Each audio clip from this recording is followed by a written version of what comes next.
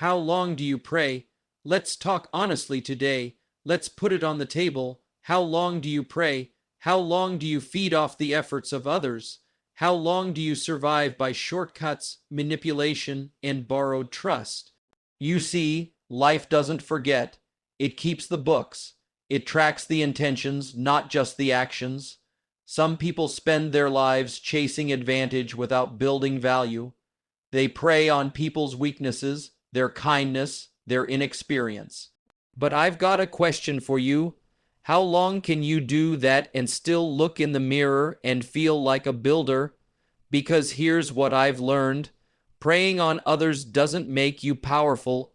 It just makes you desperate in a suit. The market may not catch you today. Your team may not see it tomorrow. But eventually, the world stops following those who take and starts following those who serve. The person who builds a business by deception, what happens? Temporary applause, but lasting regret. The one who cuts corners in relationships, what happens? Temporary pleasure, but permanent damage. Let me give you a better strategy. Become so strong in your skills, so rich in your character, that you have no need to pray. Don't hustle the system. Master yourself. Don't trick others. Train yourself. Don't prepare. The question is not how long can you get away with it. The real question is how long can you live with it. So I say again, how long do you pray? And maybe it's time to stop, because the world doesn't need another predator. It needs a producer. Be one of those, not because it's easy, but because it's right, and right is always richer in the long run.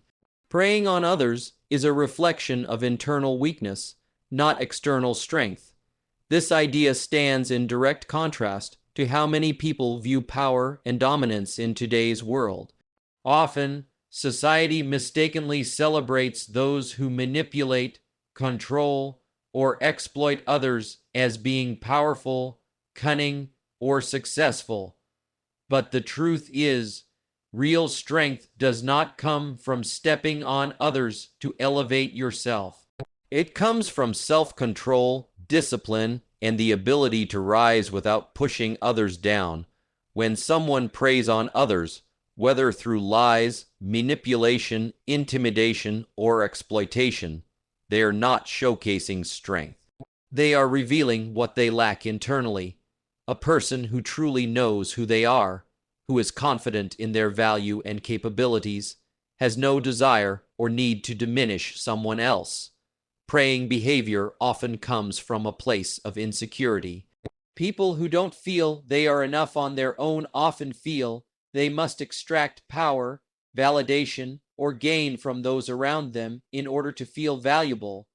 They seek control over others because they lack control over themselves.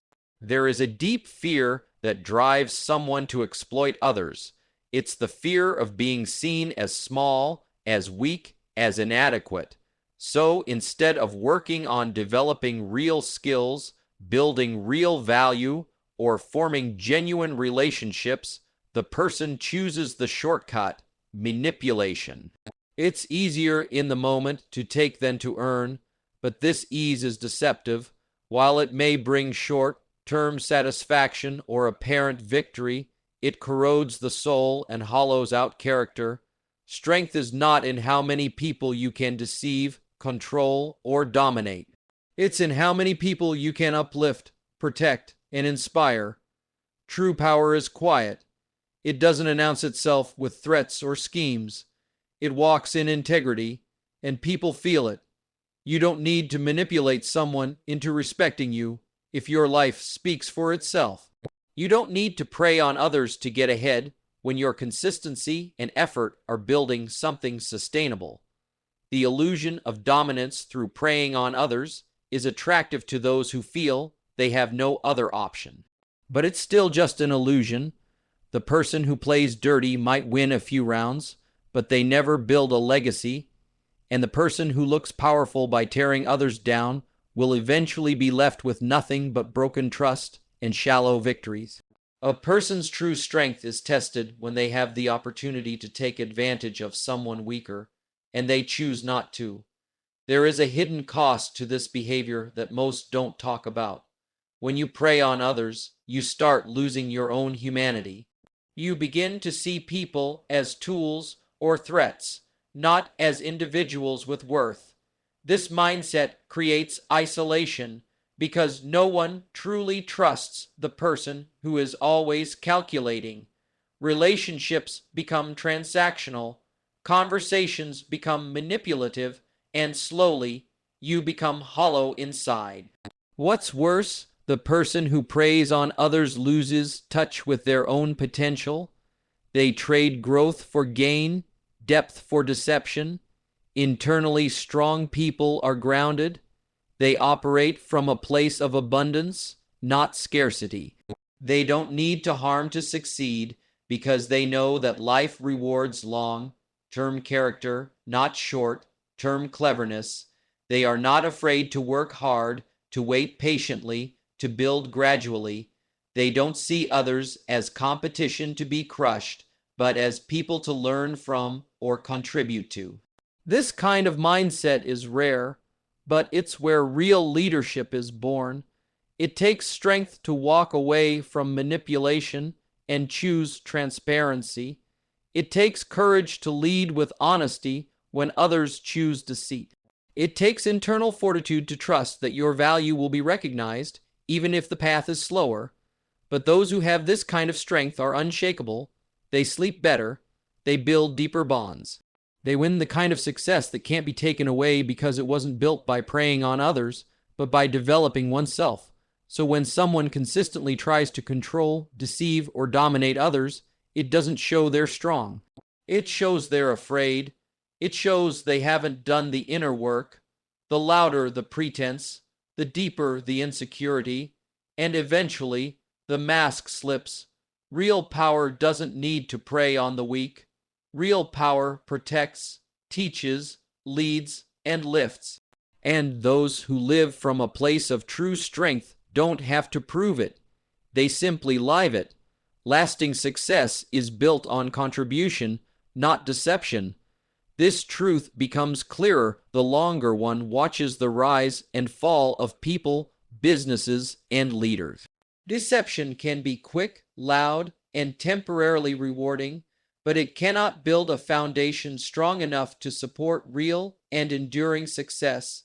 Contribution, on the other hand, may be slower to bear fruit, but its results are deeper, more meaningful, and sustainable over time.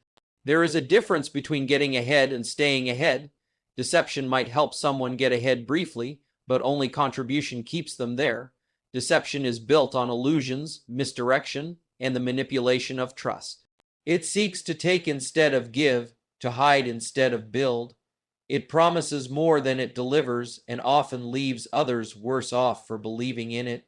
In contrast, contribution offers value. It creates something that benefits others. It solves problems, fulfills needs, and uplifts communities. People may be tricked once, but they will return again and again to someone who genuinely helps them. That return is the root of all lasting success. When a person chooses contribution over deception, they choose integrity.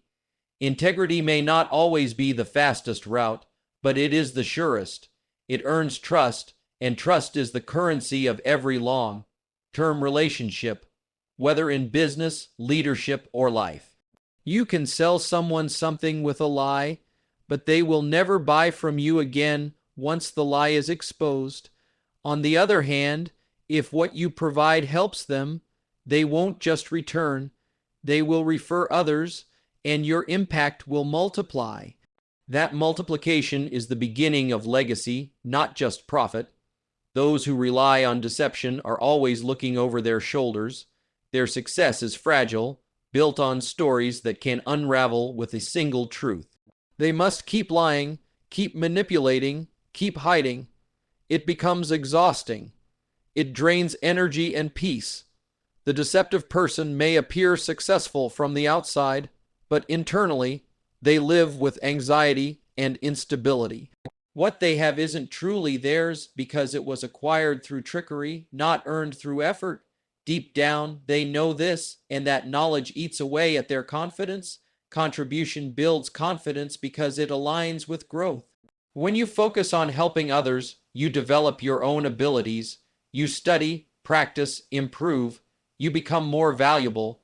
You rise in skills, in reputation, and in the ability to handle bigger responsibilities. Each step taken through contribution strengthens your character and solidifies your place. You don't have to remember lies or maintain an illusion. You simply keep doing what works, what helps, and what lasts. Contribution compounds. Every seed planted in good soil grows with time, and its fruit feeds not just you but others. There is no shortcut that replaces the satisfaction of real success. Deception may deliver quick wins, but they're empty. They don't fill the heart. They don't build meaning. A successful life isn't measured just by how much you accumulate, but by how much you impact. Those who focus only on personal gain may find themselves rich in possessions, but poor in fulfillment. Those who contribute find meaning in their work, purpose in their progress, and joy in their journey. That is the difference between success that looks good and success that feels good. People don't remember the clever deceiver. They remember the one who helped them when they needed it. They remember the one who showed up, delivered value, and made things better. Contribution leaves a mark. It creates stories of transformation, moments of trust, and bridges that last for decades. Reputation built through contribution becomes a force that opens doors, attracts opportunities, and inspires others. It gives you influence beyond your presence because people talk about those who gave them something real. Success that comes from deception often requires constant reinvention, not the kind born from creativity, but the kind born from fear of being exposed. The deceptive must change their name, their face, their company, or their pitch. The contributor, on the other hand, builds a name that needs no disguise. Their work becomes their identity. Their brand becomes a promise. Their presence becomes respected, not questioned. That kind of reputation cannot be bought. It must be earned, and it is earned through steady, sincere, and selfless contribution. No structure stands strong on a false foundation. No empire lasts that was built on lies. The higher you go, the more solid your base must be. Deception weakens the base, contribution strengthens it, and when storms come, and they always do, those who contributed will stand, while those who deceived will fall. The test of time is the final judge of all success, and only what is real survives it. Choosing contribution is not just about being good, it's about being smart. It is the strategy of those who want their success to outlive them. It is the path of those who want to build, not just consume. It is the mark of those who leave something behind that others can stand on. And that kind of success doesn't just look great, it truly is great.